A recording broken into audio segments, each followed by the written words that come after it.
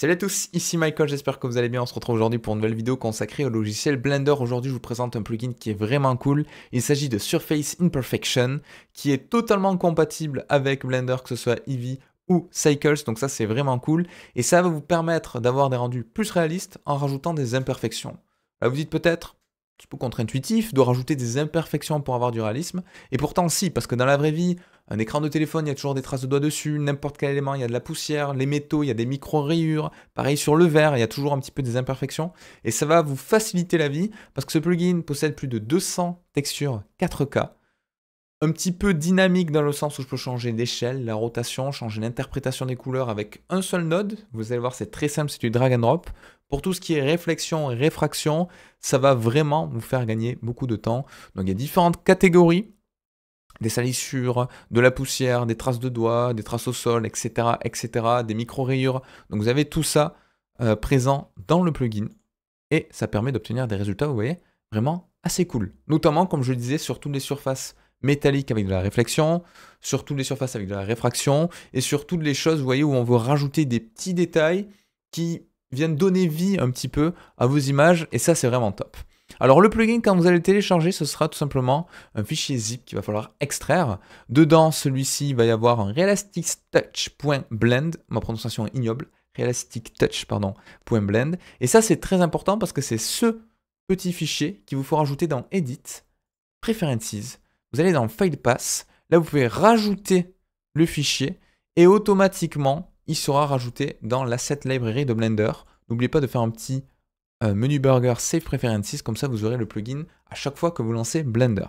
Et en fait, c'est un système d'asset browser, c'est-à-dire que si je veux créer une sorte d'écran de téléphone avec des traces de doigts, par exemple, donc imaginons, voilà, on a un écran qui est cette taille-là, je fais une modée ultra rapide, voilà, quelque chose qui ressemble à ceci, paf, je supprime le haut pour faire une petite encoche, Faces, je prends ces deux points, je fais un petit bevel, avec CTRL-SHIFT-B, alors je vais juste appliquer avec CTRL à l'échelle. Voilà, donc c'est juste à titre d'exemple. Voilà, comme ceci.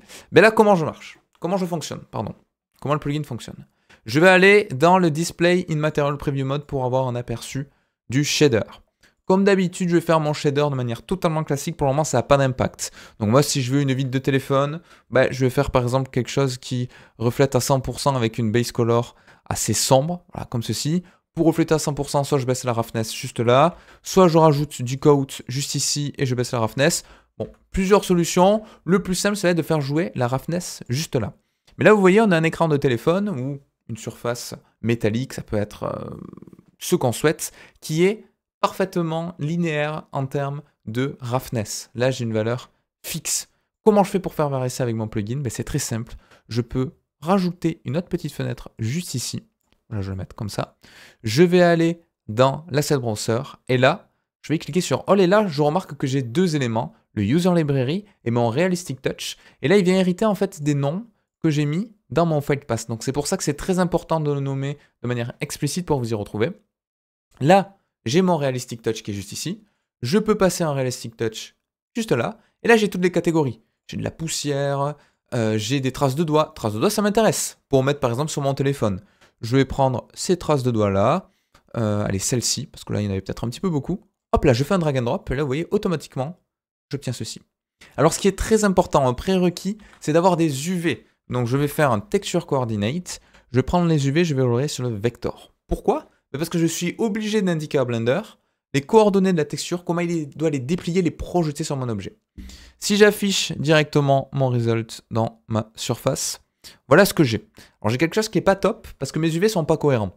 J'ai étiré mon objet, donc c'est pas foufou. Si je passe à mode édition, que je sélectionne tout avec A et que je fais U, unwrap, là vous voyez de suite, j'ai quelque chose qui respecte à nouveau les propriétés de mon objet en fonction de l'échelle. Donc là c'est pas mal. Donc j'ai plein de petits paramétrages que je peux faire varier sur ma texture. J'ai la couleur la plus foncée, donc un petit peu comme on pourrait avoir dans un color ramp, ma couleur la plus claire. Pareil, ce qu'on peut avoir dans un color ramp. Le to min to max qui se rapproche du map range. Donc pareil, pour bouger la valeur la plus claire et la valeur maximale juste ici. La luminosité, le contraste. Donc là, vous voyez un petit peu qu'on va pouvoir obtenir plein de résultats différents en jouant avec ces valeurs-là.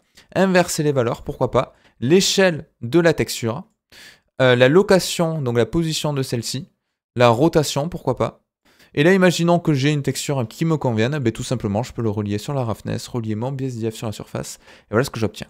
D'ores et déjà, vous voyez, on a quelque chose de beaucoup plus réaliste en termes de résultats avec des jolis reflets. Alors, si les reflets ne me vont pas, ben, j'ai la main sur le to-min pour augmenter, avoir quelque chose avec un petit peu moins de reflets un petit peu partout. Pareil pour le max. Donc, je pourrais vraiment jouer sur la valeur comme je le souhaite. Si je mets à 0 et 1 par défaut. Imaginons que mes traces de doigts sont trop visibles, mais je vais pouvoir baisser la valeur du to max pour le fondre un petit peu plus dans mon verre, dans ma vitre, pardon, et avoir quelque chose qui ressemble à ça. Alors je pourrais également, donc ça c'est assez intéressant, mais mélanger plusieurs textures. Imaginons que, en plus de ça, j'aimerais bien avoir une sensation de poussière, voilà, sur mon écran, donc quelque chose qui ressemble à ceci. Si je relie mon UV, donc ça faut pas oublier mon UV à mon vector, mon result sur la roughness, voilà ce que j'ai. J'ai la poussière uniforme. Mais si je veux mélanger à la fois ma poussière avec mes traces de doigts, mais je peux faire un mix color. Et tout simplement, là, je vais pouvoir mélanger les deux valeurs comme je le souhaite. Donc, mix color, result, roughness. Par défaut, je suis un mix, donc c'est vraiment un mélange pur et dur de mes deux valeurs. Voilà. Je pourrais le mettre en additif, donc en add, si je veux rajouter vraiment les deux informations à 100%. Ça fonctionne aussi. Et je pourrais vraiment obtenir une vitre comme je le souhaite en termes de rendu. Alors ce qui est cool, c'est que là, je vous ai montré avec Eevee, mais si je passe en cycles, voilà, GPU, et que je passe en rendu, ça fonctionne également. Il faudrait juste que je rajoute une image HDRI pour avoir un éclairage. Alors je fais ça vite fait. Je vais passer en intérieur. Vous voyez, j'ai exactement le même résultat et ça fonctionne plutôt bien. Donc ça, c'était pour le premier exemple. Je vais rester dans cette scène. Je vais juste désactiver, hop là, le film, je passe en transparente. Je pourrais également utiliser ça pour des choses un petit peu plus métalliques. Imaginons que je veuille réaliser une sorte d'objet en or qui aurait des micro-rayures ou autres, du moins des imperfections. Mais je peux facilement le faire. Alors je vais rajouter un petit peu de subdivision, l'appliquer, faire la fonction toSphere pour sphériser mon objet. Donc ça c'est très important. Voilà, clic droit, Sheet Smooth. Je peux passer en mode rendu. Je vais faire un nouveau shader, New. Et là, je vais faire un métal, donc qui ressemble par exemple à ceci. Voilà, métallique à 100%, avec de la roughness. Et là, pareil, cette roughness, si vous avez bien compris, je vais pouvoir la faire varier en fonction de différentes textures. Donc moi, je vais prendre, alors il y a plein de choses. Hein. Je pourrais rajouter une micro-rayure déjà, pour vous montrer un petit peu comment ça réagit. Alors pareil, obligé d'avoir des UV. Donc texture, coordinate, ça change pas. Alors juste à taper coordinate, ce sera plus simple. Je prends mes UV, je mets sur le vector. CTRL-SHIFT, clic gauche ici si vous avez le Node Wrangler. Voilà à quoi ça ressemble. Alors si je veux une projection un petit peu plus sombre, je peux passer un petit peu plus... pas sombre, je sais pas pourquoi j'ai dit ça. Un petit peu plus clean. Je vais faire un U et je fais un Sphere Projection. Voilà, par exemple. Et là, si je relie ceci à ma roughness et mon BSDF à la surface, voilà ce qu'on a. Donc là, j'ai plein de micro-rayures. Je pourrais passer, hop là, en preview juste ici. J'ai plein de micro-rayures, et exactement comme tout à l'heure, rien ne m'empêche de venir changer un petit peu les valeurs, donc les plus hautes pour la roughness, pour avoir quelque chose d'un petit peu plus étalé, pareil ici, voilà. Et je pourrais également rajouter en plus de ça, du bump, avec le même résultat, donc rajouter un node de type bump, le mettre juste ici, prendre mon result sur la hauteur, ma normale sur ma normale, baisser un petit peu l'intensité, parce que par défaut, ça va être beaucoup trop fort. Vous voyez, avoir quelque chose qui ressemble à ça. L'inverser si je veux le creuser, ou à l'inverse, le pousser. Donc ça, c'est comme on veut en termes de résultats. Si j'enlève la roughness, regardez ce que j'ai. Je mets la roughness à 0. Là, je peux avoir des petites imperfections par-dessus sur mon objet. Et avec ça, je peux faire plein de choses. Je pourrais mettre mon result directement sur la base color également, si je veux vraiment des variations de couleurs sur mon métal. Je pourrais, comme on a vu tout à l'heure, avoir à la fois une variation avec une texture, donc des scratchs, donc du coup des rayures sur mon bump, et en plus avoir je ne sais quel autre effet sur mon objet. Donc par exemple, un petit peu de salissure, où on va mettre du grunge. On va mettre par exemple, on va mettre ceci, voilà, tac, je pourrais mettre ça. Donc je prends exactement les mêmes UV, je m'embête pas, c'est pas très propre, mais c'est pas grave. On pourrait faire des des mappings UV différents pour tout ça. Je mets ça dans ma roughness, je vais enlever la base color. Et voilà. Et regardez ce qu'on pourrait obtenir, des résultats totalement différents, uniquement avec mon élément. Et là, pareil, le to min et le to max va être ultra important, parce que je pourrais prendre le to max, je baisser un petit peu pour avoir quelque chose de beaucoup plus métallique, et avoir malgré tout quelques variations. Et voilà ce qu'on pourrait obtenir. Alors pour éviter de vous brouiller un petit peu la vision, et que vous puissiez bien voir à quoi correspond chaque texture, donc voilà ce que j'ai ici. Voilà, j'ai quelque chose qui pourrait faire varier un petit peu les éléments ici. Et là, j'ai mis du métallique, mais ça pourrait être sur n'importe quel élément au final. Je pourrais le mettre directement sur la base color, en augmentant la roughness. Je pourrais faire une sorte de texture un petit peu rêche, un petit peu rocailleuse avec ça. Si en plus, je le mets sur mon bump et sur ma normale, voilà, les possibilités ne sont pas limitées. Vous pouvez faire un petit peu plein de choses avec ça. Et du coup, c'est quand même assez cool. L'avantage principal, ça reste surtout pour les réflexions et les réfractions, mais vous pouvez le détourner. Vous allez voir en fin de vidéo, quand on va faire un shader de carrelage, et par-dessus, on fera des traces de sang, d'eau, ce que vous voulez, en faisant une sorte de masque. Donc ça, c'était pour les exemples les plus simples. On peut également faire tout ça sur du verre, donc ça, c'est quand même assez cool également. Donc imaginons que j'ai... alors pour changer, on va pas faire de verre, on va faire un tube à essai. Voilà. Ça change parce qu'à chaque fois qu'on veut faire des démos de choses avec un shader de glace, on fait du verre. Donc là, on va en changer un petit peu ce qu'on fait habituellement. Par exemple, quelque chose qui ressemble à ceci. Je vais supprimer la face du dessus. Je fais un clic droit Shade Smooth, un CTRL 2 pour ajouter un petit peu de subdivision. Parfait. Je vais rajouter un Solidify, comme ceci. Je vais l'épaissir un petit peu plus, voilà. Et je vais rajouter un Edge Split. Voilà, pour avoir quelque chose qui ressemble à ça. Et là, pareil, je vais passer en mode rendu. Donc voilà ce que j'ai. Je vais faire un shader cette fois-ci de type transmission avec une roughness à 0. Là, vous voyez, j'ai un tube à essai, mais le vert est parfait en termes de propreté. Donc c'est pas top. Si je veux rajouter par exemple voilà, des sortes de traces de liquide, par exemple celle-ci, bah, comment je fais? Bah, comme tout à l'heure, je fais un drag and drop. Je mets des textures coordinates. Je prends mon UV. Alors là, je vais avoir un petit souci, c'est que j'ai pas d'UV par défaut. Enfin, du moins, mes UV sont un petit peu étirés, c'est pas top. Donc je vais faire des UV vite fait. Alt, clic en haut, CTRL E, marque sim, et je vais mettre une couture derrière, comme ça on la verra pas. CTRL E, marque sim. Bon, c'est pas les meilleurs UV qu'on ait fait, hein, mais ça permet d'avoir un truc assez rapide. Et là, si je passe en mode rendu, que je relie à la roughness et que je mets mon BSDF à ma surface, voilà ce que j'ai. Vous voyez, de suite, j'ai une surface avec des imperfections qui est quand même vraiment cool. Et comme tout à l'heure, je peux changer donc le to min et le to max. Alors le to min et le to max, pardon, pour ceux qui ne connaissent pas, c'est l'équivalent du map range, c'est-à-dire que le to min, ça va rehausser la valeur minimale et le to max, ça va affaiblir la valeur maximale. Donc là, vu qu'on est sur une roughness, quand on a une valeur de 0 ici, ça veut dire que ce qui est noir dans ma texture va être parfaitement lisse, et quand on a une valeur de 1, ce qui est blanc dans ma texture va être parfaitement mat. Donc avec ça, je vais pouvoir gérer un petit peu pour pas avoir un verre parfaitement, vous voyez, lisse dans lequel on voit à travers. On pourrait, hein, mais là vous voyez les taches, peut-être qu'elles sont un petit peu trop accentuées, donc je pourrais baisser ici pour avoir quelque chose, vous voyez, de très discret si je le souhaite, ou au contraire quelque chose d'un petit peu plus marqué. Voilà, donc ça c'est ce que vous souhaitez. Donc là c'était un exemple parmi tant d'autres, mais pareil, je pourrais mettre des traces de droit dessus, je pourrais mettre ce que je veux. Pour le sol, imaginons que j'ai une sorte de sol qui ressemble à ceci. Voilà, scale. Donc je vais faire exactement le même principe.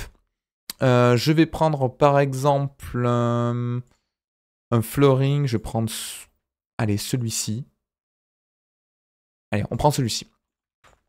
Je mets UV dans les textures coordinates. Et après, je vous montrerai comment utiliser ça en tant que masque, parce que ça aussi, c'est assez intéressant. Voilà ce que j'ai.